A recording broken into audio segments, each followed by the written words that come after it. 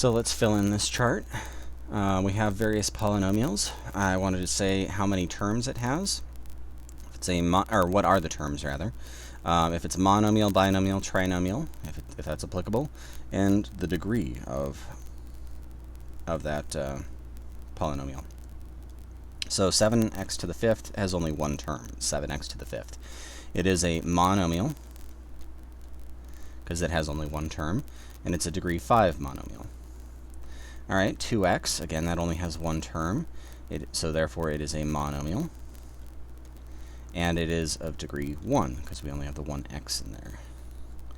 X to the first power, if you want to think of it that way. All right, 7x squared y cubed. Again, there's only one term here. It's a monomial. And in this case, it's degree 5. Here we actually have two terms, so negative 1/3 x is the first term, and 2 is the second term. So we do actually have two terms, therefore this is a binomial.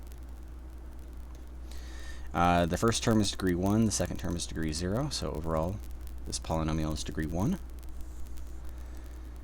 Here we actually have, it looks like 4 separate terms, so 6x to the fifth is the first term, negative 3x squared is the second term. Notice I'm including that negative with this second term.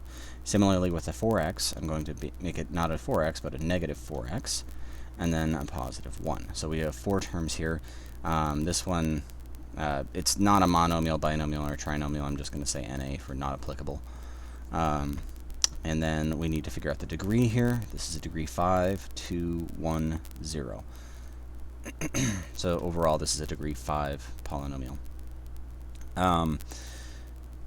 So as far as there is a particular method, a particular order, we tend to, actually, let me finish this up before I start talking about something else. Let's see, here we have 3 terms. 3abc to the fifth is the first term.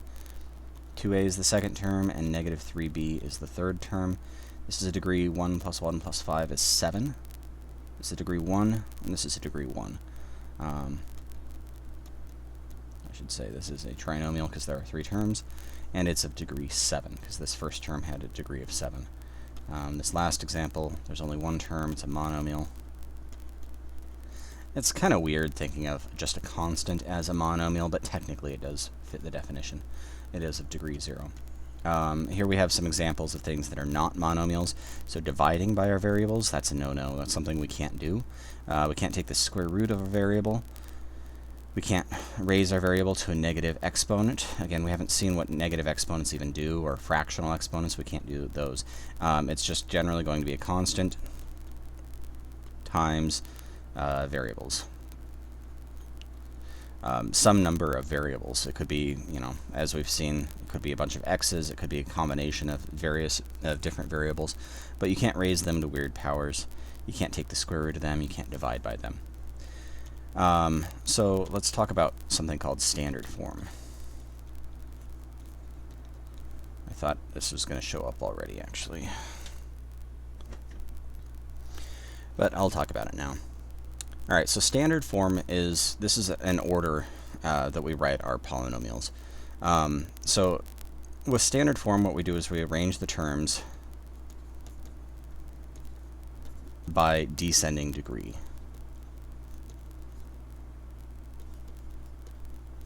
So looking up here, this 6x to the fifth, this one right here, this is already in standard form. So let's right here, I'll just come over to the margin. This is in standard form. Because the first degree term, you can't see what I'm writing there. The first term is of degree 5, then 2, then 1, then 0. It's descending. It's starting with the largest and decreasing as we go along. This one also would be in standard form. We're starting with degree 7, then we have 2 degree 1 terms. In general, when we have a tie with the degree, we go with alphabetical order. So you pretend it's a word, and then you arrange them alphabetically. So A comes before B in the alphabet, therefore the A term would come before B. If you had something like x squared, let's see, 3x squared plus 4xy minus y squared, this would actually be in standard form also. So this is a degree 2, this is a degree 2, and this is a degree 2. These are all degree 2 terms. But to look at the alphabetical order, you'd pretend this is the word that is XX, this is the word XY, and this is the word YY. And so you can see arranging them in alphabetical order, this is actually the way we would go. XX would come before XY, and that would come before YY. Let's see, let's look at one that's not in standard form. Oh, these are all in standard form, aren't they? Okay, well, let's make one up that's not in standard form. 3x plus 7x squared minus 4. This one is, let's put the instruction of put into standard form. So this is not in standard form to begin with, because this is a degree 1 term, then degree 2, then degree 0. So it's not starting with the largest and decreasing as we go. But these are terms. And the nice thing about addition is we can kind of rearrange things to make it however we'd like. If I want this term to go first, I make it first. And then I'd say, okay, 3x is going to be the next term, and then my negative 4 is the third term. And remember, when you're moving these things around, if I had something like 7 minus 2x squared y plus 4z. This term right here must include that negative. So when I write this term first, it has to be a negative 2x squared y. Then I want to do the 4z term. Oops. And then I'll do the 7 term. But you can see this negative was included with this first term, this degree 3 term. Then I have my degree 1, then degree 0. So this is, so that's putting that into standard form. In general, when you're giving an answer as of a polynomial, you'll want to default to standard form for pretty much all of your answers, unless it specifically asks you to put it in a different form. We'll see later on something called factoring. And that's not until chapter 6. But you know, if you're rewriting something in factored form, that will be different from standard form.